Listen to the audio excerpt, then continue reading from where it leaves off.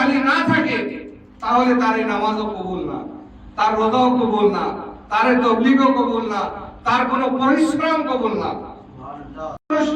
নামাজ পড়ুক, রোজা রাখুক, দান খয়রাত করুক, বড় বড় মাখরাজ বের করে কেরাত করুক, পায়জামা তুলে পিঠে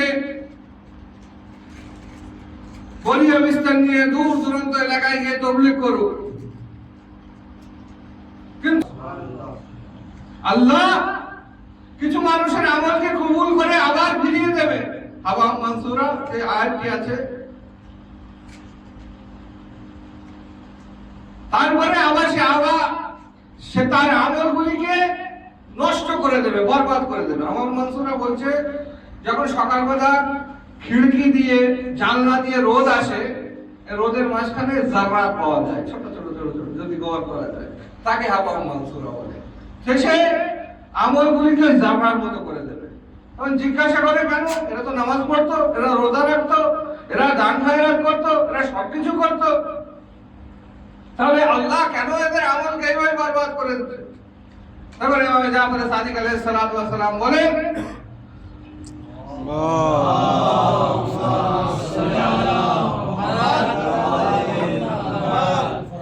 এরা নামাজে ঠিক ছিল, নামাজ পড়তো ঠিকই, রোজা রাখতো ঠিকই, দান খয়রাত করতো ঠিকই, তাবলীগ করতো, পরিশ্রম করতো ঠিকই, কিন্তু এযা আরাদা আলাইহিম ফাদলা মিন ফাযাইল আলী ইবনে আবি তালিব আনকারু, কিন্তু যখন এদের সামনে আলীর বেলায়েতকে রাখা হতো তারা অস্বীকার যেত। সালাওয়াত পড়ুন মুহাম্মদ ওয়া আলি মুহাম্মাদের উপরে। আল্লাহুম্মা সাল্লি আলা মুহাম্মাদ ওয়া আলি মুহাম্মাদ।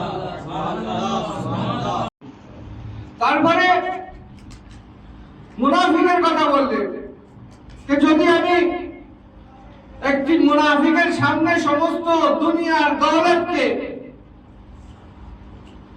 ঢেলে দেয় এবং বলি আমার সঙ্গে মহব্বত রাখো, তো কসম খোদা সে রাখবে না।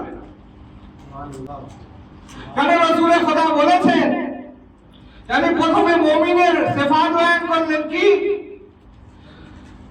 যদি আল্লাহর কসম আমি কোন মুমিনের নাকে তলোয়ার রেখে বলি যে আমার সাথে হিংসা করো, তাহলে আল্লাহর কসম সে আমার সাথে হিংসা করতে পারবে না। সেদিন সাক্ষী কে দিচ্ছে? একটি মুমিন কে? জনাবে মিসামে তাম্মার, হাত কেটে যাচ্ছে, পা কেটে যাচ্ছে, সুলিতে আছে, তার সত্ত্বেও সে বলছে কে কুফাবাসীরা এসো এসো আমার কাছে এসো, যে আলীর ফজাইল শুনতে চায় সে আমার কাছে এসো এবং আলীর ফজাইলকে শোনো। সাল্লাল্লাহু আলাইহি মুহাম্মদ ওয়া আলি মুহাম্মদ।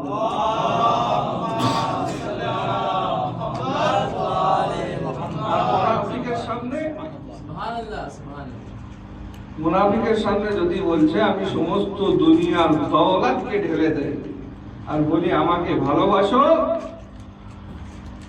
সে আমাকে ভালোবাসবে